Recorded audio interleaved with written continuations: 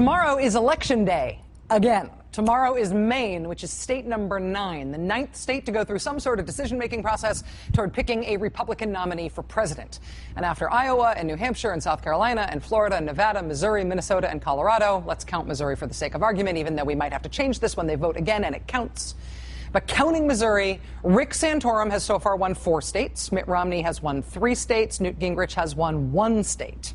At the beginning of this cycle, there were like a zillion people running for this nomination. But now we are down to 4, and all but one of them has won in at least 1 state. The only one of these guys who hasn't won is Ron Paul. Weirdly, though, Ron Paul seems the happiest of any of them in his "I just lost another primary and or caucus" late-night speeches, right? Ron Paul seems both happy and like he has something up his sleeve. And we do have to remember, you know, the straw vote is one thing, but then there's one other thing called delegates. Yeah! I honestly congratulate him. He ran a good campaign, but I also said I would see him soon in the caucus states. When the dust settles, I think there's a very good chance that we're going to have the maximum number of delegates coming out of Minnesota. We will be going to the caucus states, and we will be promoting the whole idea of getting more delegates because that's the name of the game, and we will pursue it. There's some other good news, too, and it's an ongoing caucus, and it's over on the East Coast. I think it's the state called Maine. Even though Ron Paul has not won anything yet, he seems very happy and excited about his prospects, at least in the states that hold caucuses instead of primaries. Here's the thing, though. We've already had 4 states with caucuses, and Ron Paul hasn't won any of them. So the caucus state thing may be his strategy, but it doesn't seem to be working. Or is it? Da, da, da.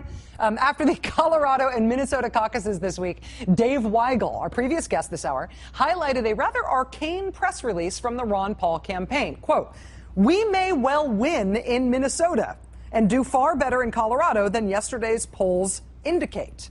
This was after the Minnesota results, and this is what we all think the results were from Minnesota and Colorado. But according to the Ron Paul campaign, after those states closed, they think they might win in Minnesota. In Colorado and in Nevada, quote, "We will have good numbers among the actual delegates awarded, far exceeding our straw poll numbers." The campaign says also, in Minnesota, where we have finished a solid second, it's true Ron Paul beat Mitt Romney. Romney came in 3rd in Minnesota. But the campaign says, in Minnesota, where we have finished a solid second, we also have a strong majority of the state convention delegates. The Ron Paul campaign is well organized to win the bulk of delegates there. They're saying they're going to win in Minnesota, even though they came in 2nd there. The Ron Paul campaign is saying that even though they came in 2nd, they could win. Again, we may well win in Minnesota and do far better in Colorado than yesterday's polls indicate. I want to explain what I think is going on here. Sort of need a prop. I don't have a prop.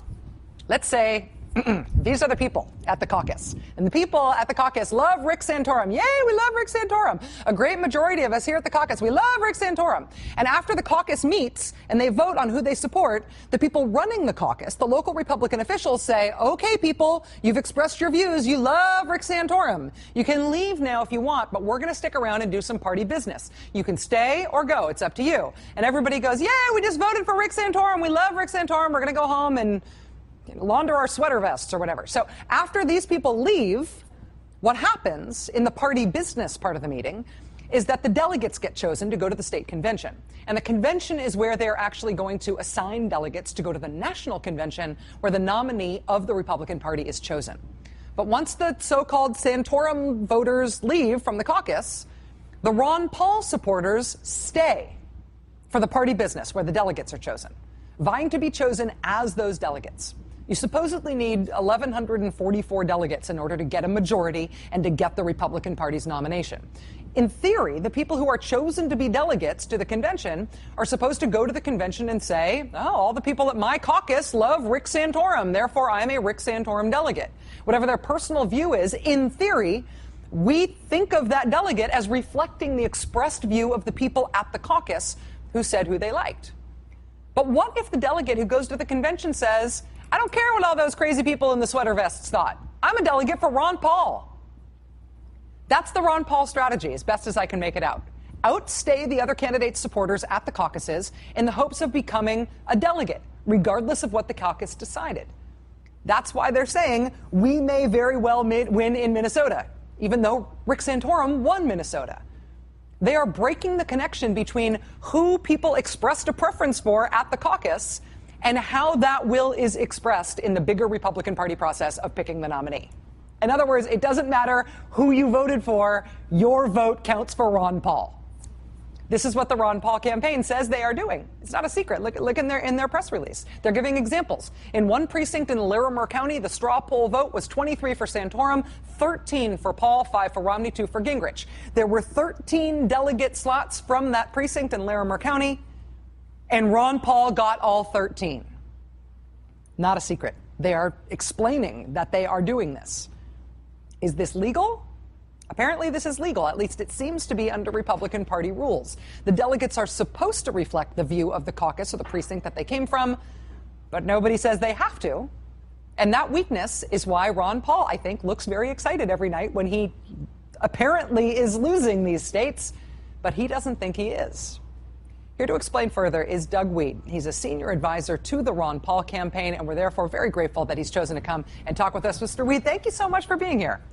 You're welcome, and I'm glad you were born, too, so I wouldn't have to sit here and talk to myself. That would be very, very boring. Thank you for saying so. In this, explaining this process, I am absolutely sure I just got something wrong, because it is a complicated process. Is there anything about those logistics that I messed up in that explanation? Boy, you did a great job, and you've restored my faith in journalism, because I watch television and I see them saying Romney has this many delegates and Santorum this many delegates, and as you know, not a single delegate has been awarded from Iowa or Minnesota or Missouri or Colorado or Nevada. And as you point out, we're tracking this at the precinct level. We think we have the majority of them. We think we've won in Iowa, we won in Minnesota, we won in Colorado, and Missouri's yet to be seen. And we think we probably won in Nevada because we're counting the precinct votes. The only thing that I might add is there's nothing wrong or deceptive about this. Anybody can stay. You know, Woody Allen says 80% of success is showing up. Well, our people show up, and they have a right to do that, and they're committed, and so they're running as delegates at the precinct level to the county convention, where they will again run as delegates from the county convention to the state convention. Are they being open at the precinct level? Are they being open about the fact that they will support Ron Paul no matter what happened at the caucus, or is this sort of a sneak attack strategy? Oh no, they're open. Anybody can stay and anybody can vote. In fact, the party is resisting this as often as they can. There have been occasions where they dismiss the meeting and then relocate in another place to try to keep our people from participating. There are verbal memos that come down from the campaign. In Minnesota, there was a verbal memo, they don't dare put it in print, in which they told all the establishment Republicans, don't vote for any delegate under the age of 40, because they knew it would be a Ron Paul supporter. So we're winning fair and square. And I should point out, all these rules were changed for Mitt Romney. They were changed so that the establishment Republicans could give Mitt Romney a chance to win this nomination in spite of evangelical resistance in the South. So it's all been set up for Romney. We're the poor guys who come. We don't have Goldman Sachs money, but we're coming in playing by their rules. And yes, we have a smile on our face, because right now the big story missed until you just broke it tonight is probably we have more delegates than anybody in this race right now when all of this is finalized. Sorry to interrupt there. When you said the Republican Party has changed the rules in a way that tried to sort of effectively game the system for Mitt Romney, right. What rules do you think they changed to Mitt Romney's benefit? Well, of course, Florida was moved up because it was a state that would help him. Nevada and Arizona were moved up because there were states with large LDS population.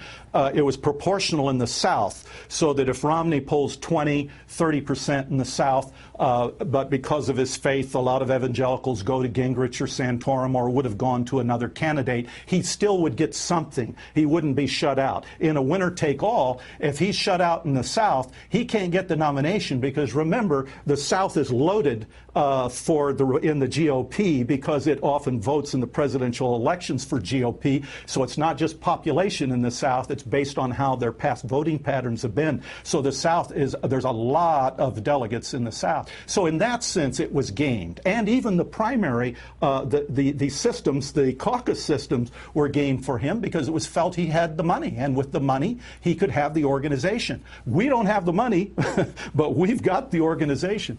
I'm assuming that your overall goal is to make Ron Paul the Republican Party's nominee for president. I realize that's what you are in this for. But for the sake of argument, say that you do not achieve that, but you have amassed a very large number of delegates heading into the Republican convention. What would then be the purpose of amassing all of those delegates? What would you use that power and that leverage for? Well, as you know, anybody who's an observer of modern political history knows that a brokered convention is extremely remote. There are delegates that will move to another candidate if they get a box of Godiva chocolates on their pillow at the hotel in Tampa that night. But Ron Paul delegates are not going to go even if they are offered Secretary of State. So if we can get to a convention with a sizable number of delegates, and if Gingrich stays alive and Santorum stay alive, we could have a brokered convention. It would be a huge show, even though there's a remote possibility. And of course, there are many things we want. We'd like to see the Federal Reserve audited, for example, and Romney's the only candidate left in the Republican Party who hasn't taken that step, and with good reason. His money's coming from Goldman Sachs. Doug Weed, senior advisor to the Ron Paul campaign. Mr. Weed, we have the hardest time in the world trying to get anybody from any of the campaigns to talk to us. So I am, A, very grateful that you were here, but B, I hope that you'll come back. I think this is a huge story, and you helped us explain it, and I would love to have you back on the show if you'd come back. I thank you for breaking the story, because up till now, finding delegates for Mitt Romney, he says he's got them, but it's kind of like weapons of mass destruction in Iraq. Everybody thinks they're there, but nobody can name a one of these delegates that he's won, except the winner-take-all in Florida and the two primaries. But in the caucus state, you can't find them because they aren't there yet. Doug Weed from the Ron Paul campaign. Thank you again, sir. Appreciate your time. Thank you. All right.